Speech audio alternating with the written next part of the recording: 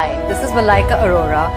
Malaika Arora energetic గా dance చేస్తూ 25 అమ్మాయిలా కనిపిస్తుంది కదూ. ఫిట్ గా, స్లిమ్ గా, గ్లో స్కిన్ తో మిలమిలా మెరిసిపోతుంది కదూ. నిజానికి మలైకా మొన్ననే తన 50వ బర్త్డే సెలబ్రేట్ చేసుకుంది. మరి తన హెల్త్ సీక్రెట్ ఏంటో తెలుసా?